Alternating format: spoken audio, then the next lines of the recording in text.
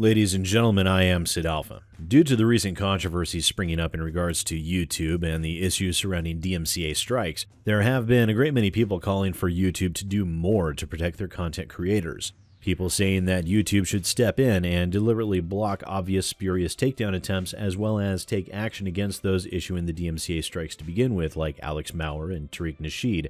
But we'll actually get into those two in a few minutes. First, let's discuss what exactly is the Digital Millennium Copyright Act and what do the safe harbor provisioning entail.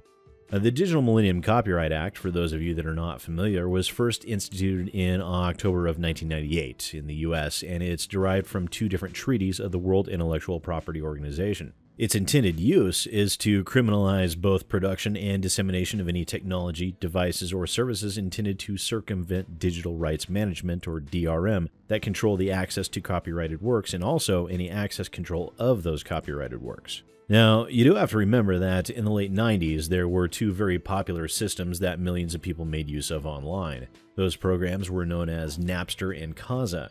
Napster is actually still around, but it's a very different beast now than what it was in the 90s. Back then, those programs were used for peer-to-peer sharing of all sorts of digital media, movies, music, television shows, software trials, and crack software. All of it was available through those sharing platforms.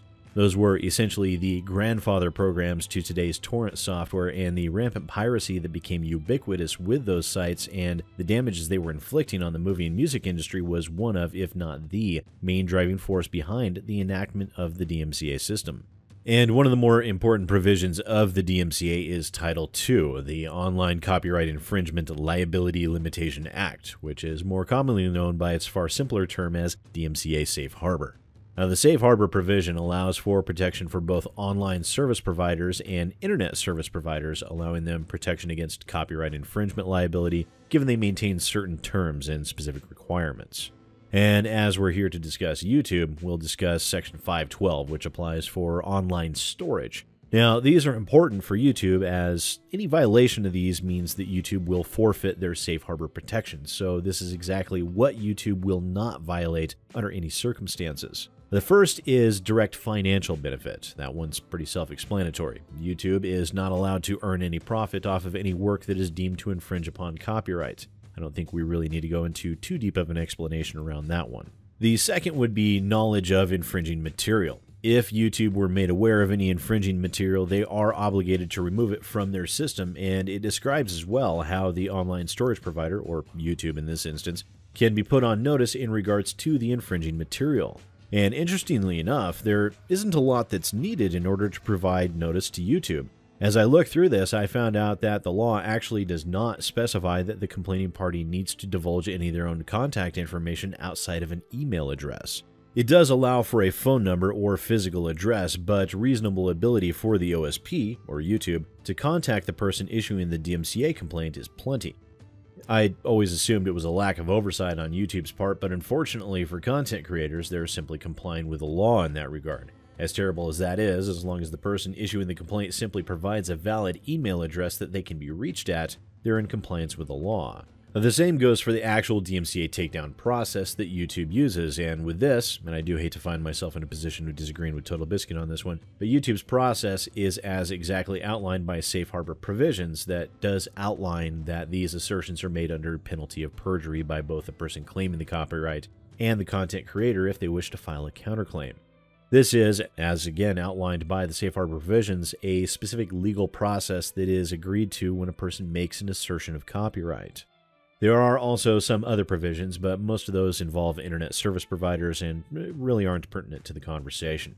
Now, why is all of this important? That does seem to be an awful lot of brain dumping just to make a point, and if you think that, then you'd be absolutely right. That was probably too much. It also shows at least a rough overview of what YouTube must abide by at all costs. Because any violation of these would be to risk YouTube losing its safe harbor protection. It would be to set a precedent that would eventually bring down the entire site, something which a fair number of organizations would absolutely love to see happen. As a result of this, YouTube is not about to risk their safe harbor protections for anyone. Even channels the size of Angry Joe or Nostalgia Critic are not immune to this, because in spite of the vast amount of money channels the size of theirs, or conversely the combined revenue generating power of hundreds of thousands of smaller channels, for YouTube to stick their neck out for anyone would be to risk the entire site. And even when dealing with people like Alex Maurer, who has issued more spurious DMCA strikes than any one individual that I'd ever heard of, YouTube doesn't dare take a chance. Oh, they can put a stop to it when a review of the DMCA claim clearly and 100% falls under fair use exemption, as the video of mine that Alex Maurer attempted to issue a DMCA strike on does. But that's only going to happen when YouTube is sure beyond a shadow of a doubt that there's absolutely no humanly possible way that the video could be infringing copyright. As a result of risking safe harbor protection, even if there's a less than 1% chance, YouTube won't risk it. And given that the very survival of the platform relies on its safe harbor protection in some ways, I can't really blame them too much. But then again, there are instances that will leave a person scratching their head as to how YouTube allowed the DMCA strike to go through in the first place. In the instance of Mr. Bunty King, he had a DMCA strike issued on his channel for even mentioning the name Tariq Nasheed.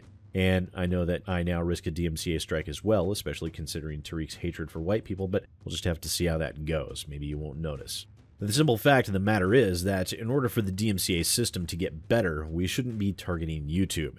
What should happen is that the law itself needs to get updated, as it was very much designed for an internet that was in its infancy. Some of its provisions and rules simply do not fit the internet of today, and that really needs to change, especially considering the guilty and proven innocent system that the DMCA has implemented. Of course, the biggest opponent to any change of this nature would be the music and film industries, which would leave content creators in an uphill battle to say the least. Still, it's a battle that will need to be fought if anything were to change.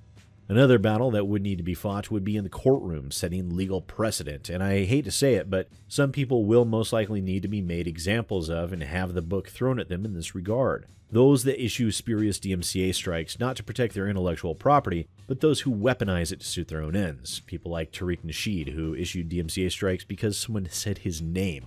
People like Alex Maurer, who would use the DMCA system as a hammer in an attempt to weaponize content creators in order to extort money from an independent developer. These people very much do deserve to be taken to court on charges of perjury, and unless and until that happens, others will only be emboldened to follow suit. So unfortunately, while so many people want to turn to YouTube to fight for change in this instance, we should be turning to the lawmakers, because they are the only ones who will, in the end, be able to affect any form of real change. As always, do let me know what you think down in the comments below. Once again, ladies and gentlemen, I am Sid Alpha, and I'll see you next time. Ladies and gentlemen, I am Sid Alpha, and it has reached the point where so many people have actually requested Sid Alpha t-shirts, I have decided to oblige. For an indeterminate period of time, you can get your own Sid Alpha t-shirt, sweater, or hoodie over at teespring.com/SidAlpha. Link is in the description below. Nothing says taking pride in something more than advertising it to the world and wearing it on your body, so get your very own Sid Alpha OG logo shirt now.